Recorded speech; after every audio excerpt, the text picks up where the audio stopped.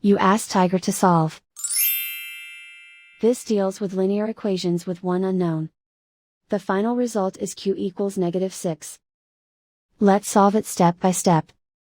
Group all q terms on the left side of the equation. Subtract 4q from both sides. Group like terms. Simplify the arithmetic. Group like terms. Simplify the arithmetic. Group all constants on the right side of the equation. Subtract 13 from both sides. Simplify the arithmetic.